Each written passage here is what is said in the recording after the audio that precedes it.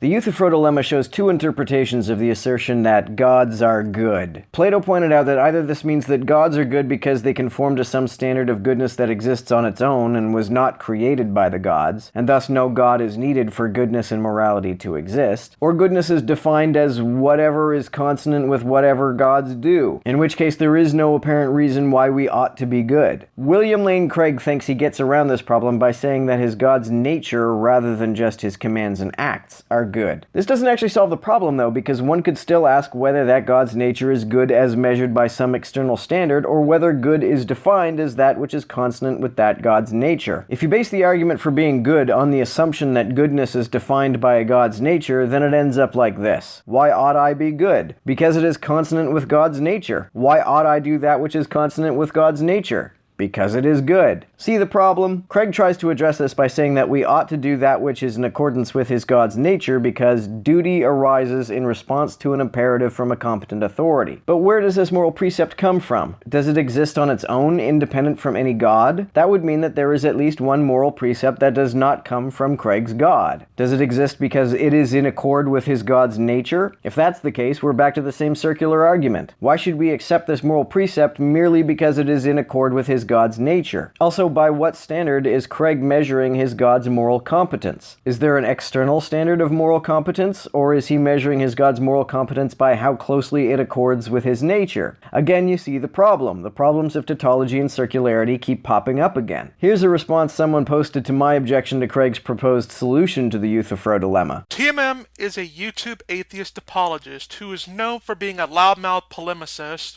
who knows how to use PowerPoint.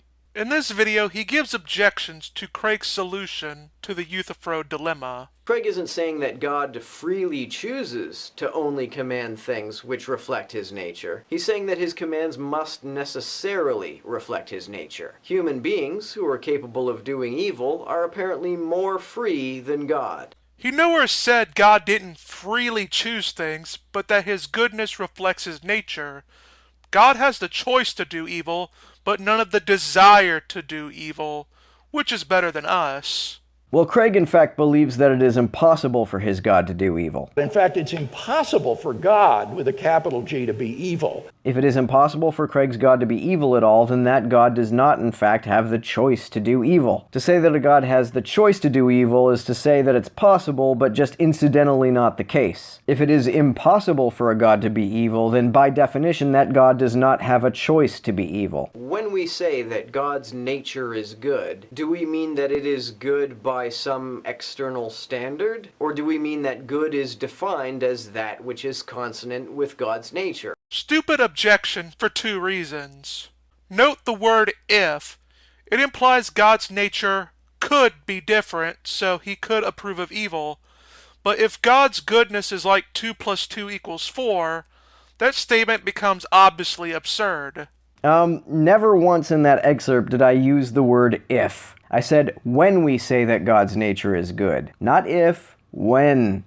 2. God as the maximally great being entails him having ultimate goodness, which without he wouldn't be God. But my question was about how you define goodness. Is there an external standard of goodness that exists independent of your God by which you are measuring his goodness? Or do you believe that goodness is just godliness? If goodness is just godliness, then saying your God is good is simply saying your God is godly. If that's all you're saying, then the assertion that your God is good is a meaningless tautology, and it gives no explanation as to why anyone ought to be good. Why ought we do that which is godly? Why is that an obligation? If your response is because God knows what's best for us, then given your definition of good, that only means because God knows what's most godly for us, and why should I care about that? This objection pretty much boils down to the statement, if God wasn't God, then he wouldn't be God. That's what a batch in SJW philosophy gets you these days. Yes, I learned this argument from Plato, that well-known ancient Greek SJW.